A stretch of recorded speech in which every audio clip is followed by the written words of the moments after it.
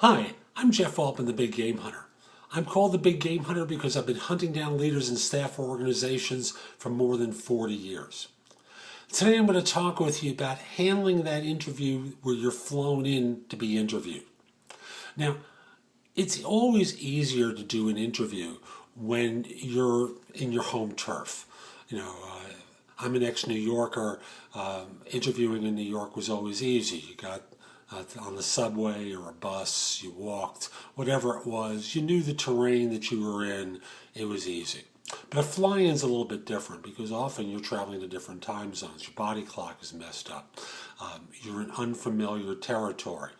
You want it to become your home base, but it's a different terrain than what you're used to. So I thought I would give you some advice for how to handle the fly-in. And first of all, the ideal set of circumstances is getting your interview scheduled in a way that's consistent with your body clock. Now, sometimes this is impossible. I'll give the example of the person who's on the West Coast doing an East Coast interview. You're on a red eye, you get in early that morning, you've got an 11 o'clock interview, you'll probably be tired. If you can sleep on the plane, great. If you can't, you just got to get yourself going. If you're an East Coast person heading west, the scenario is the opposite. If you've got a 9 o'clock interview, well, it's just going to feel weird to you. Just be aware of the time zone differences because for that West Coast interview for the East Coast person, you've been chomping at the bit since probably 6 a.m. in LA. It's 9 o'clock to your body clock and you're waiting, you're excited, and you got 3 hours to cool your jets for that 9 o'clock interview. You just have to be aware of that and manage your energy in a way, no matter which way you're flying, in order to be able to perform. The next thing is, just try and find out the names of the people you'll be meeting with. This way you have time to look them up on LinkedIn. You can Google them. It just gives you a sense of background so that you're prepared for who you'll be talking with. Try and set up your flights in a way to give you some time. Time to be at your hotel, time that if there are delays. Lord knows, aren't there delays when you travel?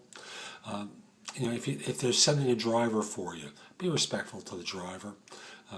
Many firms wind up asking the driver how you behaved in the car, how you treated them. Were you rude? Were you abrupt?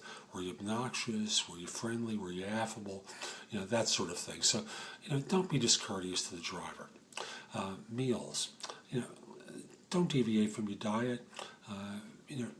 If you're going to be in situations where you're going to be eating with the client, or the potential employer, I should say, don't go overboard with the food. Don't look at the menu, look at the most expensive item, the thing that's going to weigh like lead in your system. The most important thing that you're doing is making sure your energy is right for your meetings. Try to know the agenda so that when you're meeting with people, you know how long you'll be spending with each person.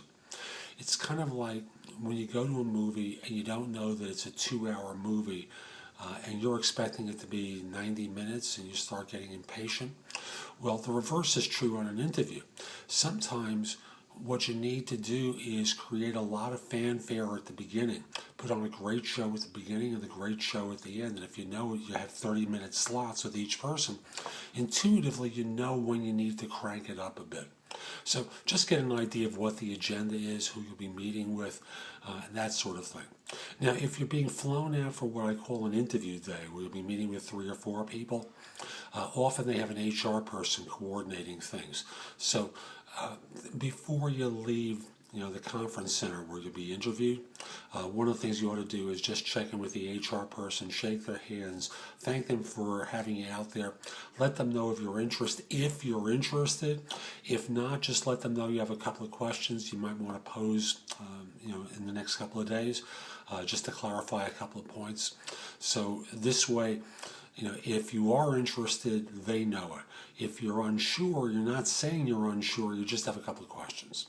So I'll wrap up by saying I can't help you with the details of the professional questions, but I can help you with everything around that. And that's what I've tried to do. Now, if you like this video, come over to my website, which is jeffaltman.com. I have more over there. You can also sign up for a complimentary subscription to my e-zine, which is called No BS Job Search Advice e-zine. I publish it on Tuesdays with advice for job hunters. You can read a lot of previous articles there and watch the other videos, as I mentioned. There are places where you can post your resume, more than 50 sites where you can do that. Easy to work with career builder links, access to Job Search Universe, the meta search engine. There's information about my books and guides to job hunting, as well as other people's books that are available on the site too. So I hope you found this helpful. I'm Jeff Altman. Hope you have a great day.